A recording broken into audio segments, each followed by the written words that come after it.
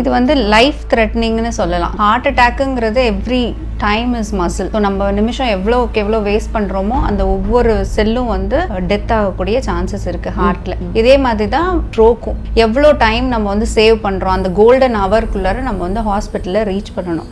அந்த ஒவ்வொரு டைம் நம்ம வேஸ்ட் பண்ணுறதும் மில்லியன்ஸ் ஆஃப் நியூரான்ஸ், பிரெயினில் இருக்கக்கூடிய செல்ஸ் வந்து அழியறதுக்கான வாய்ப்புகள் இருக்குது. நாய் கடிச்சிருச்சு அப்படின்னா ஃபஸ்ட்டு என்ன பண்ணணும் நம்ம? ஸோ பைட்டுன்னு இருந்தாலே ஃபஸ்ட்டு எடுத்த உடனே பேனிக் ஆகாதீங்க. Just give a wash. Soap இருக்குது அப்படின்னா சோப் போட்டு நல்லா ஒரு 15 மினிட்ஸ்க்கு வாஷ் பண்ணணும் அந்த ஏரியாவை. அது ப்ளீட் ஆச்சோ இல்லை ஸ்க்ராட்ச் ஆச்சோ, ஸ்கின் வந்து ப்ரீச் ஆச்சோ. ரோட் ஆக்சிடென்ட்ஸ் நிறைய நடக்கிறத பார்க்க முடியுது. ஸோ என்ன மாதிரி விஷயங்கள் ஹெல்ப் பண்ணுறவங்க பண்ணணும்? ஸோ இது மேஜர் ஆக்சிடென்ட்ஸ்னு சொல்லுவோம். லாரியோ ஒரு காரோ மோதிடுச்சு, அந்த பர்சன் வந்து அன்கான்ஷியஸ் ஆயிட்டாங்க, ஒரு மல்டிபிள் இன்ஜுரிஸ் ஆயிருக்கலாம். அதே மாதிரி ஏதாவது மேஜராக ப்ளீட் ஆகுது அப்படின்னா அதை கண்ட்ரோல் பண்ண ட்ரை பண்ணணும். இல்லை ஏதோ ஒரு எலும்பு முறிவு ஏற்பட்டிருக்கு, எலும்பு வெளியில தெரியுது அப்படிங்கிற பட்சத்தில் அதை மூவ் ஆகாம ஒரு கட்டு போட்டு வைக்கலாம். அதே மாதிரி யாராவது ஒருத்தவங்க வந்து தண்ணின்னு கேட்பாங்க. ஸோ அப்படின்னா அவங்க உடம்புல எங்கேயோ பிளட் லாஸ் ஏற்பட்டிருக்குங்கிறது அர்த்தம். ஒரு அன்கான்ஷியஸாக இருக்கிற பேஷண்ட் எதுவுமே வந்து ஃபீட் பண்ணாமல் இருக்கிறது பெட்டர். ஹாட் வாட்டர் இல்லைன்னா ஏதாவது பர்ன்ஸுங்கிறது ரொம்பவே காமன். குழந்தைங்க வந்து ஏதாவது ஆர்வத்தில் வந்து ஏதாவது கிண்ணத்துலேருந்து எடுப்பாங்க, ஏதாவது தொடுவாங்க. ஸோ அது ஃபஸ்ட்டு நம்ம சேஃப்டி ரொம்ப முக்கியம். ஸோ இல்லை இமீடியட்டாக பர்ன்ஸ் ஆயிடுச்சு அப்படின்னா ரன்னிங் டேப் வாட்டரில் we have to wash at least for 15 minutes. Ice packs வைக்கணும் இல்லை, நார்மல் டேப் வாட்டரில் 15 மினிட்ஸ்க்கு தரோவாக வாஷ் பண்ணணும். அது மேலே மஞ்சத்தூள் போடுறது, காஃபி தூள் போடுறது, மாவு போடுறது, இது எதுவுமே பண்ணக்கூடாது. பெஹிண்ட்வூட்ஸ் நேயர்களுக்கு வணக்கம். ஸோ இன்றைக்கி நம்ம கூட வந்துட்டு அப்போலோ ஹாஸ்பிட்டல்ஸ் வானகரம்லேருந்து கன்சல்டன்ட் இன்சார்ஜ் அண்ட் எமர்ஜென்சி டிபார்ட்மெண்ட்லேருந்து டாக்டர் தேவயானி இணைஞ்சிருக்காங்க. ஸோ எமர்ஜென்சி டிபார்ட்மெண்ட் அப்படிங்கிறது வந்து ஒரு ஹாஸ்பிட்டலுக்கு ரொம்ப முக்கியமான டிபார்ட்மெண்ட். அது சம்மந்தமாக நிறைய கேள்விகள் இருக்குது, அவங்ககிட்டே நம்ம கேட்டு தெரிஞ்சுக்கலாம். வணக்கம், எப்படி இருக்கீங்க டாக்டர்? வணக்கம், நல்லா இருக்கேன். எமர்ஜென்சி டிபார்ட்மெண்ட் அப்படிங்கிறது தான் ரொம்ப ஒரு இம்பார்ட்டண்ட்டான ஒரு டிபார்ட்மெண்ட் எனக்கு தெரிஞ்சு. ஏன்னா இங்கே வந்து டயக்னோஸ் பண்ணி ஒரு விஷயத்த வந்து அட்ரஸ் பண்ணுறதுங்கிறத தாண்டி நிறைய பேருக்கு வந்து திடீர்னு ஏதாவது ஆகும்போது தான் வந்து என்ன செய்கிறதுனே புரியாது. ஸோ அப்போது ஹாஸ்பிட்டலுக்கு வரும்போது அவங்க ரொம்ப டென்ஷனாக இருப்பாங்க, அதாவது பேஷண்ட் சைடு நான் சொல்கிறேன். ஸோ அவங்க அட்ரஸ் பண்ணுறது வந்து டாக்டர்ஸாக இருக்கட்டும், அவங்களுக்கு கீழே இருக்கவங்களா இருக்கட்டும் வந்துட்டு வெரி வெரி இம்பார்ட்டண்ட். அவங்களோட ரொம்ப பேனிக்கான சுச்சுவேஷன் இருப்பாங்க, ஃபேமிலியும் கூட. ஸோ அது மாதிரி நிறைய பேரை நீங்கள் பார்த்துருந்துருப்பீங்க எமர்ஜென்சி டிபார்ட்மெண்ட்டில். ஃபஸ்ட்டு உங்களுக்கு என்ன ஞாபகம் வருது? ஏதாவது ஞாபகம் வருதா? இப்போ நான் ஒரு கேள்வி கேட்டோன்னே நிறைய பேரை பார்த்துருப்பீங்க. ஸோ ஏதாவது ஒரு கேஸ் உங்களுக்கு ஞாபகம் வருதா? யார் வந்தாலுமே ஃபஸ்ட்டு எமர்ஜென்சிக்கு வராங்கனாவே they are very panicky. So அதில் ஒரு சிச்சுவேஷன் அந்த மாதிரின்னு பார்த்தோன்னா, we receive one patient. So he was very elderly. He was just brought in. They just brought in an ambulance and he was just breathing there. But எங்கள் emergency டிபார்ட்மெண்ட்குள்ளே எடுக்கும் போதே he lost his pulse. Okay. So we had to give him the first aid CPR and then we resuscitated for quite some time and then we got the pulse. Adukapram we diagnosed he had an MI. So immediately we had to shift him to the cath lab. Cath lab shift panni avarku angio panni stent panni and he was there in ICU for quite some time. And then or 2-3 weeks later he just walked in and then he came to our emergency department and he met us and said thank you. Okay. So but he was not aware of what has happened. He said எங்கள் family members சொன்னாங்க என்னை இங்கே தான் நீங்கள் காப்பாற்றிங்கன்னு சொல்லிட்டு I just wanted to thank you. So that moment, no, I felt very proud of our team that we brought someone into life. Yeah, so that doesn't happen usually. So many patients will get admitted through emergency but then get discharged, but nobody turns back to the emergency department and say thank you. So that was really a proud moment that we faced. Yeah. So the first aid is actually very important. நீங்க சொன்ன மாதிரி நீங்க பண்ணதுக்கு அப்புறம் தான் அதுக்கப்புறம் தான் மற்ற ஸ்பெஷாலிட்டி டாக்டர்ஸ்லாம் உள்ள வருவாங்க, ட்ரீட் பண்ணுவாங்க, அதுக்கப்புறம் அவங்க கியூர் ஆகுவாங்க. பட் வெரி நைஸ், அவர் வந்து உங்களை பார்த்து தேங்க்ஸ் சொல்லியிருக்காருங்கிறப்ப ஸோ உங்களோட அந்த ஒர்க்கை வந்து அட்ரஸ் பண்ணும்போது கண்டிப்பாக எல்லாத்துக்குமே ஹாப்பியாக தான் இருக்கும். And apart from this emergency அப்படின்னு வரும்போது என்ன மாதிரியான கேசஸ்லாம் இப்போ நிறைய வருது? ஏன்னா வந்து ஒரு ஆக்சிடென்ட்டும் இங்கே எமர்ஜென்சி தான், ஒரு ஹார்ட் அட்டாக்கும் இங்கே எமர்ஜென்சி தான், இப்போ வந்து stroke is also emergency. So அப்படிங்கிறப்ப என்ன மாதிரி கேசஸ் இப்போ அதிகமாக வருது அப்படிங்கிறது தெரிஞ்சுக்கலாமா? ஸோ ஹார்ட் அட்டாக் பேஷண்ட்ஸ் அதிகமாக வரும். நெக்ஸ்ட்டு ரோட் டிராஃபிக் ஆக்சிடென்ட்ஸ், அதுக்கப்புறம் ஸ்ட்ரோக். ஸோ இது எல்லாமே எமர்ஜென்சி கேசஸ் தான். இப்போ ஹார்ட் அட்டாக் பற்றி பேசிட்டு இருக்கும்போது சொன்னீங்க இயர்லி ரொம்ப குறைவான வயசில் கூட வருவாங்க அப்படின்னு. அப்படி சில விஷயங்கள் பகிர்ந்துக்க முடியும்? கண்டிப்பாக. ஸோ ஏர்லியாக வந்து ஒரு 23 year old கூட heart attack patients we have seen, அதாவது இருந்திருக்காங்க. ஸோ எல்லாமே ஒரு லைஃப் ஸ்டைல்னால சேஞ்சஸ்னால வி ஹேவ். ஸோ இது தாண்டி இப்போ ஹார்ட் அட்டாக் அதிகமாக வருது, அந்த மாதிரி வருதுங்கிறதெல்லாம் சொன்னீங்க. இப்போ வந்து ஒவ்வொரு கேசஸும் வந்துட்டு ஸ்பெஷல் டாக்டர்ஸ் இங்கே வந்து இருக்கிறாங்க அப்படிங்கிறத பார்க்க முடியுது. பட் நீங்கள் எல்லாத்தையுமே ட்ரீட் பண்ணணும். இப்போ எனி எமர்ஜென்சி, இப்போ ஃபார் எக்ஸாம்பிள் நீங்கள் சொன்ன மாதிரி ஒரு ஹார்ட் அட்டாக்கோ இல்லை வந்துட்டு ஒரு ஸ்ட்ரோக்கோ இல்லை வந்துட்டு ஒரு ஆக்சிடென்ட்டோ, but each one is different. So எப்படி நீங்கள் வந்து அதை செக்ரிகேட் பண்ணிக்கிறீங்க? எல்லாத்துக்கும் ஒரே மாதிரி ஒரு ஃபர்ஸ்ட் எய்ட் இருக்குமா? அது எப்படி நீங்கள் வந்து செக்ரிகேட் பண்ணிக்கிறீங்கன்னு தெரிஞ்சுக்கலாமா? எமர்ஜென்சி டிபார்ட்மெண்ட்டுங்கிறது வந்து இப்போ தான் எமர்ஜ் ஆகி வந்துட்டு இருக்கு. ஸோ முன்னாடி அது வந்து நம்ம கேஷுவாலிட்டி அப்படின்னு சொல்லுவாங்க. ஸோ என்ன பண்ணுவாங்கன்னா, பேஷண்ட் ரிசீவ் பண்ணுவாங்க, ஓகே இது என்ன கம்ப்ளைண்ட், இது இந்த டிபார்ட்மெண்ட், அந்த டாக்டரை கூப்பிட்டுருவோம், அவ்வளோதான். அது வரைக்கும் தான் இருந்துக்கும். பட் இப்போ வந்து அது மாறிட்டு வருது. இதுவும் ஒரு ஸ்பெஷாலிட்டியாக வந்துட்டு இருக்கு. ஸோ என்னன்னா, வருவாங்க பேஷண்ட் வந்தாங்கன்னா என்ன ப்ராப்ளம்ங்கிறத அசஸ் பண்ணி அவங்கள முதல்ல ட்ரீட் பண்ணுறது எமர்ஜென்சி ஃபிசிஷியனாக தான் இருக்கும். ஸோ என்ன ப்ராப்ளம், அதுக்குன்னு நாங்கள் ஒரு செட் ப்ரோட்டோகால்ஸ் மாதிரி ஒரு பாத்வே மாதிரி வச்சுருப்போம். ஒவ்வொரு ப்ராப்ளமுக்கும் அந்த பாத்வே மூலமாக போயிட்டு, ஸோ தட் நம்ம எதுவும் மிஸ் பண்ணாமல் அந்த ப்ரோட்டோகால் படி ஃபாலோ பண்ணி வில் ட்ரீட். அதுக்கப்புறம் அப்ரோப்ரியேட்டாக என்ன ஸ்பெஷாலிட்டிக்கு ரெஃபர் பண்ணணுமோ அதுக்கப்புறம் ரெஃபர் பண்ணணும். ஓகே. ஸோ நீங்கள் சொன்ன மாதிரி பார்த்தீங்கன்னா ஒவ்வொரு ப்ராப்ளமுக்கும் வந்துட்டு ஒரு டெம்ப்ளேட் செட் பண்ணி வச்சுருப்பீங்க ஆல்ரெடி அப்படிங்கிறத நீங்கள் சொல்கிறீங்க.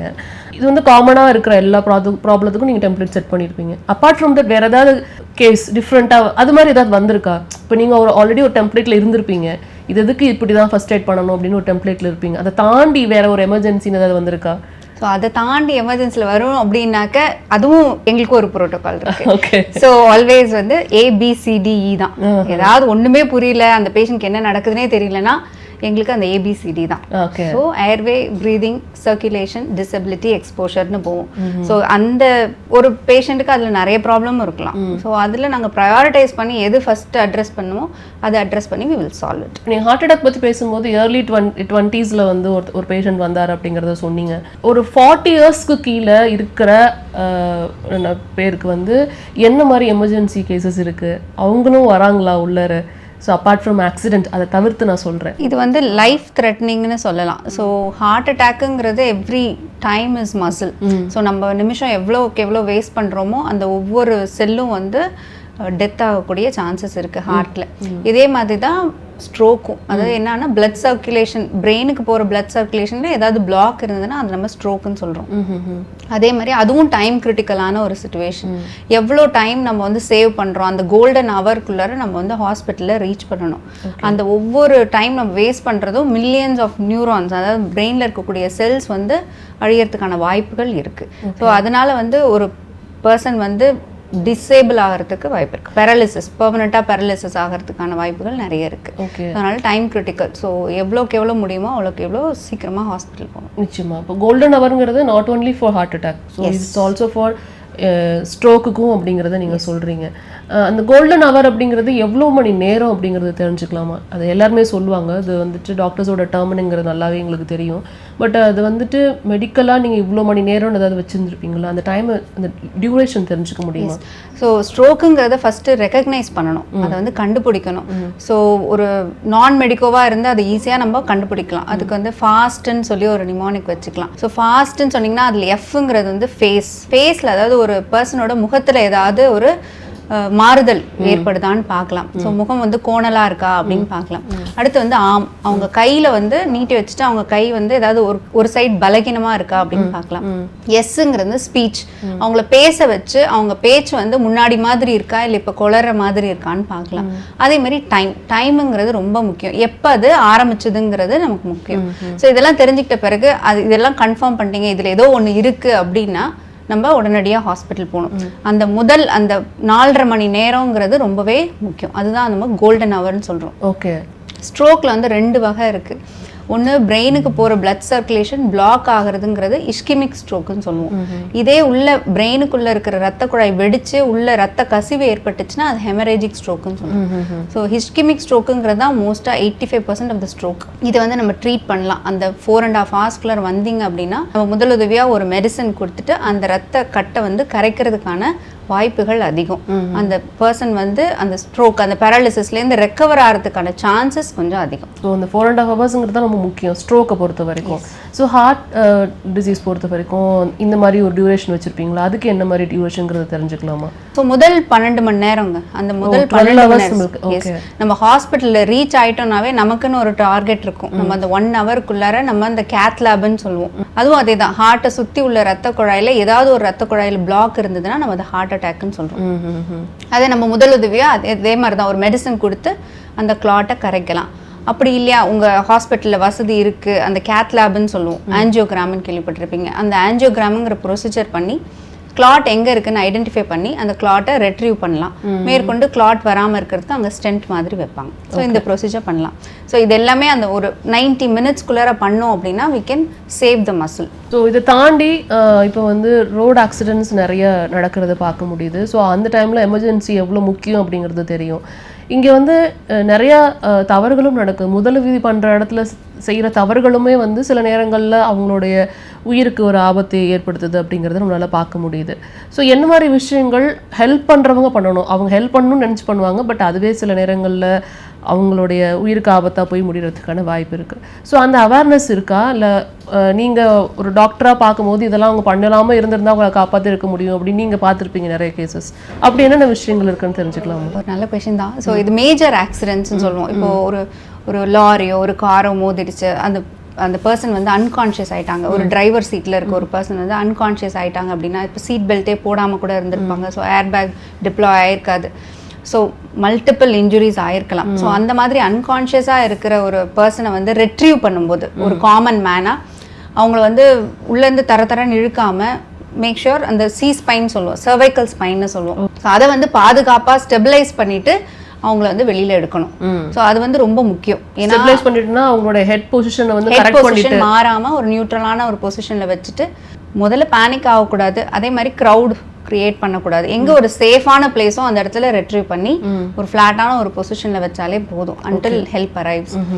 அதே மாதிரி ஏதாவது மேஜராக ப்ளீட் ஆகுது அப்படின்னா அதை கண்ட்ரோல் பண்ண ட்ரை பண்ணணும். ஒரு டைரக்ட் ப்ரெஷர் கொடுத்து ஒரு துணி ஒரு க்ளீன் கிளாத் வச்சு ஒரு டைரக்ட் ப்ரெஷர் கொடுத்து கண்ட்ரோல் பண்ணலாம். இல்லை ஏதோ ஒரு எலும்பு முறிவு ஏற்பட்டிருக்கு, எலும்பு வெளியில் தெரியுது அப்படிங்கிற பட்சத்தில் அதை மூவ் ஆகாமல் அசைக்காமல் ஒரு இடத்துல வைக்கிற மாதிரி ஒரு கட்டு போட்டு வைக்கலாம். ஓகே. ஸோ இதுதான் பேசிக்காக நம்ம பண்ண வேண்டிய ஒரு ஃபர்ஸ்ட் எய்டாக இருக்கும். அதே மாதிரி யாராவது ஒருத்தவங்க வந்து தண்ணின்னு கேட்பாங்க. ஸோ அப்படின்னா அவங்க உடம்புல எங்கேயோ பிளட் லாஸ் ஏற்பட்டிருக்குங்கிறது அர்த்தம். அந்த மாதிரி ஒரு செமி கான்ஷியஸாக இல்லை ஒரு அன்கான்ஷியஸாக இருக்கிற பேஷண்ட்டுக்கு எதுவுமே தண்ணியோ எதுவுமே வந்து ஃபீட் பண்ணாமல் இருக்கிறது பெட்டர். ஓ ஓகே. ஸோ அவங்க கேட்டோன்னே டக்குன்னு எல்லாம் கொடுத்துருவாங்க. ஆமாம், அது தவறு. அது கொடுக்கக்கூடாது. அப்போ ஓகே. பட் இது எல்லா கேஸ்க்கும் பொருந்துமா? நல்லா கான்ஷியஸாக இருக்காங்க, அவங்க தண்ணி குடிப்பாங்கன்னா அது ஒன்றும் பிரச்சனை கிடையாது. பட் ரொம்ப செமி கான்ஷியஸாக இருக்காங்க இல்லை அன்கான்ஷியஸாக இருக்கிறப்ப அவங்களுக்கு தண்ணி குடிக்க வச்சோன்னா அது வந்து நேராக அவங்க முழுங்காமல் அது நுரையீரலுக்கு போகிறதுக்கான வாய்ப்புகள் நிறைய இருக்குது. அதனால் மூச்சு திணறலும் வரலாம். இந்த ஆம்புலன்ஸ் தான் ரொம்ப இந்த இடத்துல முக்கியமான ஒரு விஷயம். ஸோ என்ன மாதிரியான விஷயங்கள்லாம் இருக்கணும்? இல்லை அப்போலோ பொறுத்த வரைக்கும் என்ன மாதிரி விஷயங்கள் அதுக்குள்ளே இருக்குது? அவங்கள வந்து எமர்ஜென்சி வார்டில் கொண்டு வர வரைக்கும் நம்மளுக்கு வந்து அவங்களுக்கு ஒரு சப்போர்ட் தேவைப்படுது. ஸோ என்ன மாதிரி விஷயங்கள் மஸ்ட் அப்படின்னு நான் தெரிஞ்சுக்கணும்னு நினைக்கிறேன். எஸ். ஸோ ஆம்புலன்ஸில் வந்து ஃபுல்லாக எக்யூப்டாக இருக்கணும். ஸோ ஃபர்ஸ்ட் திங் ஒரு ட்ராமா பேஷண்ட்டை போய் அதாவது ரோட் டிராஃபிக் ஆக்சிடென்ட்லேருந்து ஒரு பேஷண்ட்டை வந்து ரெட்ரீவ் பண்ணோன்னா ஒரு ஸ்பைன் போர்டுன்னு ஒன்று இருக்கணும். ஸ்பைன் போர்டுங்கிறது வந்து ஒரு ஹார்ட் போர்டு இருக்கும். ஸோ நம்ம வந்து நான் சொன்னேன் இல்லையா ஃப்ளாட்டாக வச்சுக்கணும், பேஷண்ட் வந்து மூவ் பண்ணாமல் வச்சுக்கணும். ஸோ அந்த ஸ்பைன் போர்டில் தான் they will receive the patient. So அதனால் எங்கேயுமே அசைவுகள் எதுவுமே இருக்காது ஹாஸ்பிட்டல் ரீச் ஆகிற வரைக்கும். அதே மாதிரி சர்வைக்கல் காலர்னு சொல்லுவாங்க. காலர் போனும் அசையாமல் இருக்கிறதுக்காக காலர் போட்டுட்டு சைடில் வந்து பிளாக்ஸ் வச்சுட்டு அதையும் டேப் பண்ணிடுவாங்க. ஸோ கழுத்து எலும்பும் அசைக்காமல் they will bring to the hospital. அதே மாதிரி ஏதாவது ப்ளீடிங் ஏதாவது இருந்ததுன்னா அதை கண்ட்ரோல் பண்ணுறதுக்கும் they will apply a tight dressing. Fractures மாதிரி ஏதாவது இருந்ததுன்னா they will have a board இது மாதிரி வச்சுட்டு they will immobilise the fracture. Okay. இதெல்லாம் வந்து must inside the ambulance. So Apollo பொறுத்த வரைக்கும் இந்த மாதிரி விஷயங்கள்ல ஆம்புலன்ஸில் என்ன மாதிரி யார் எடுத்துக்கிறீங்கிறத நான் தெரிஞ்சுக்கலாமா? அதான் நான் இப்போ சொன்ன மாதிரி எல்லா சப்போர்ட்ஸுமே ஆம்புலன்ஸில் இருக்கும். ஸோ ஸ்பைன் போர்டு முதற்கொண்டு எமர்ஜென்சி ட்ரக்ஸ், ஒரு பேஷண்ட் வந்து கார்டியக் அரெஸ்ட் ஆனாலும் என்னென்ன ட்ரக்ஸ் கொடுக்கணுமோ எல்லா ட்ரக்ஸும் அதில் இருக்கும். வென்டிலேட்டர் இருக்கும், டீஃபிப்ரிலேட்டர் இருக்கும், ஆக்சிஜன் சப்ளை 24/7 இருக்கும். ஸோ இது எல்லாமே அத்தியாவசிய தேவைகள் எல்லாமே ஆம்புலன்ஸ்லேயும் இருக்கும். ஓகே, இதில் ரொம்ப முக்கியமான விஷயம் என்னென்னா எல்லாரும் சேர்ந்து கோஆர்டினேட் பண்ணி ஒர்க் பண்ண வேண்டிய ஒரு சுச்சுவேஷன் இருக்கும். நாட் ஓன்லி டாக்டர், ஒரு பேராமெடிக்கல் டீமும் அதுக்குள்ளே வந்துட்டு இருப்பாங்க. ஸோ இவங்களுக்குள்ளே இருக்கிற அந்த கம்யூனிகேஷன் எப்படி இருக்கும், அந்த எமர்ஜென்சி சுச்சுவேஷனில் வந்துட்டு எப்படி எல்லோரும் அதை ஹேண்டில் பண்ணுவாங்கன்னு நான் தெரிஞ்சுக்கணும்னு நினைக்கிறேன். ஸோ அப்போலோ பொறுத்த வரைக்கும் இப்போ எங்கள் ஆம்புலன்ஸ்லேருந்து ஒரு பேராமெடிக் வந்து வீட்டிலேருந்து ஒரு பேஷண்ட் வந்து எடுக்கிறாங்க அப்படின்னா அவங்க எந்த ஹாஸ்பிட்டல் போகிறாங்களோ அந்த ஹாஸ்பிட்டல் நியர்பை அப்போலோ ஹாஸ்பிட்டல் போகிறாங்கன்னா தே will coordinate through a phone call. So அந்த சைட்டில் அவங்க என்ன பார்க்குறாங்க, என்ன பேஷண்ட்டுங்கிற ஒரு ப்ரீஃப் ஹிஸ்ட்ரி கொடுத்துருவாங்க. ஏதாவது எமர்ஜென்சியாக அப்போ ட்ரீட் பண்ணணும் அப்படின்னா on the phone we will give orders.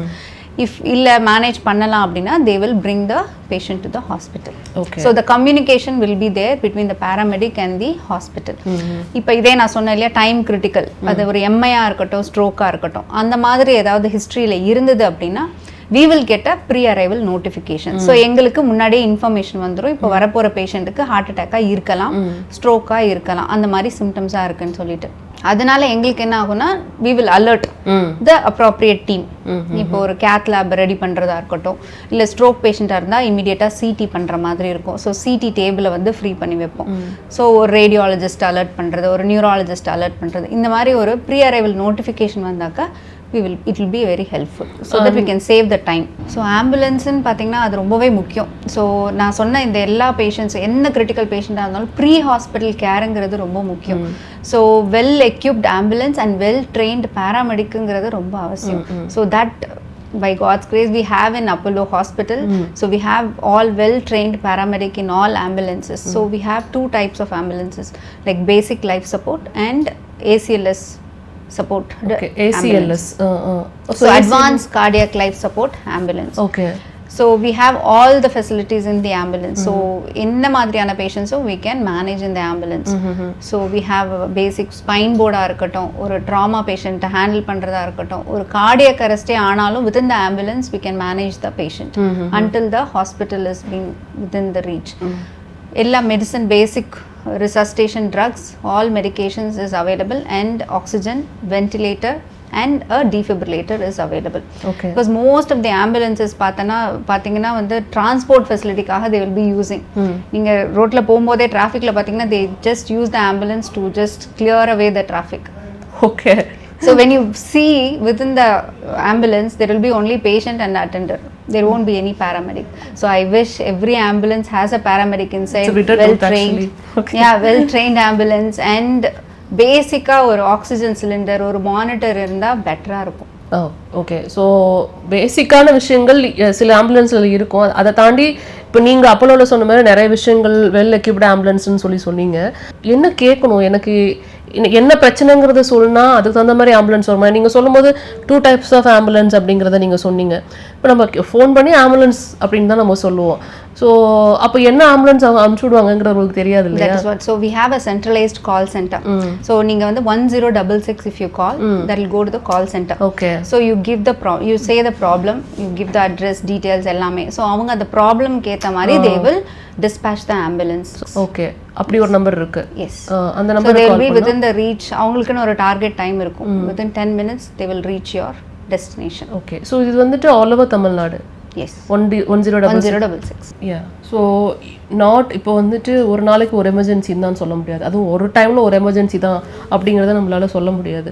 So ஒரு டைம் எமர்ஜென்சி இல்லாமல் இருக்கலாம், ஒரு டைம் வந்து மல்டிபிள் எமர்ஜென்சிஸ் வரலாம். அந்த மாதிரி டைமில் எப்படி ஹேண்டில் பண்ணுறீங்க நீங்கள்? Okay, multiple emergency, multiple casualty அப்படின்னு வரும்போது we have a set protocol again. So ஹாஸ்பிட்டலுக்குள்ளார we will have a code. Okay. So வெளியிலேருந்து ஒரு மல்டிபிள் ஒரு பர்ன்ஸ் இல்லை ஒரு ஃப்ளைஓவர் விழுந்துருச்சு, மல்டிபிள் பேஷண்ட்ஸ் வராங்க, ஒரு பஸ் ஆக்சிடென்ட், ஒரு 10-20 பேர் வராங்கன்னா sometimes will get a notification. So எமர்ஜென்சிக்கு டைரெக்டாக நோட்டிஃபிகேஷன் த்ரூ ஆம்புலன்ஸ் வரலாம், இல்லைனா through the government we will get. So அந்த மாதிரி நோட்டிஃபிகேஷன் வரும்போது we will alert a code inside the hospital. ஒரு எக்ஸ்டர்னல் டிசாஸ்டர்னு கோட் அலர்ட் பண்ணுவோம். So we will make our team ready. Okay. So we will prepare manpower within the emergency from within the hospital, and we will alert other departments also. So pharmacy ஆ இருக்கட்டும், மற்ற speciality டாக்டர்ஸாக இருக்கட்டும், ஒரு guest ரிலேஷனாக இருக்கட்டும், ஒரு food and பெவரேஜஸாக இருக்கட்டும். So we will alert everybody and we will gather and we will make a plan. Okay so and we will make things ready and normal flow பேஷண்ட்ஸோ இதுவும் affect ஆகாமல் இருக்கிறதுக்கு we will segregate. நிச்சயமா. And at the time பேஷண்ட்ஸோட ரிலேஷன்ஸோ ஃப்ரெண்ட்ஸை நீங்கள் வந்து ஹேண்டில் பண்ணுறது is also very very important here. So அவங்க ரொம்ப நம்ம ஆரம்பத்திலே பேசுகிற மாதிரி அவங்க ரொம்ப பேனிக்காக இருப்பாங்க. அதை நீங்கள் வந்துட்டு கோஆர்டினேட் பண்ணுறதுக்கோ அவங்கக்கிட்ட பேசுகிறதுக்கோ வந்து அதுவுமே உங்களுடைய ஒரு work part of the work தான் இல்லையா? ஸோ அதுக்கு என்ன மாதிரி ஒரு கான்சென்ட்ரேஷன் இருக்குங்கிறத நான் தெரிஞ்சுக்கலாமா? ஸோ அது வந்து really panicky situation. So we cannot sit and talk with that family member.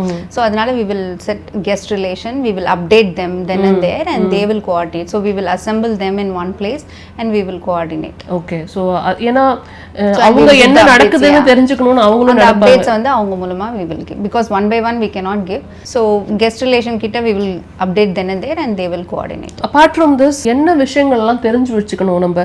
For example நீங்கள் சொன்னீங்க ஒரு கோல்டன் அவர் பற்றி சொல்லும்போது என்னென்ன விஷயங்கள்லாம் பண்ணணும் அப்படிங்கிறத சொன்னீங்க. ஒரு ஃபர்ஸ்ட் எய்டு அப்படிங்கிறப்ப ஒரு குழந்தைக்கு ஏதாவது ஒன்று அப்படின்னா என்னென்னா ஃபஸ்ட்டு நம்ம வீட்டில் பண்ண முடியும் ஒரு பேரண்ட்டாவோ இல்லை பக்கத்தில் இருக்கிறவங்களாவோ சில விஷயங்கள் பேசிக்காக அதெல்லாம் தெரிஞ்சு வச்சுக்கணும் அப்படின்னா என்ன தெரிஞ்சு வச்சுக்கணும் நம்ம? குழந்தைங்கனாவே கொஞ்சம் ஜாக்கிரதையாக தான் இருக்கணும். பிகாஸ் அவங்க ஒன்று நம்ம கண்ணு முன்னாடியே ஏதாவது பண்ணிடுவாங்க, இல்லை நமக்கு தெரியாமல் ஏதாவது பண்ணுவாங்க. ஸோ ஃபஸ்ட்டு ஹாட் வாட்டர் இல்லைன்னா ஏதாவது பேர்ன்ஸுங்கிறது ரொம்பவே காமன். குழந்தைங்க வந்து ஏதாவது ஆர்வத்தில் வந்து ஏதாவது கிண்ணத்துலேருந்து எடுப்பாங்க, ஏதாவது தொடுவாங்க. ஸோ அது ஃபஸ்ட்டு நம்ம சேஃப்டி ரொம்ப முக்கியம். ஸோ இல்லை இமீடியட்டாக பேர்ன்ஸ் ஆயிடுச்சு அப்படின்னா ரன்னிங் டேப் வாட்டரில் we have to wash at least for 15 minutes.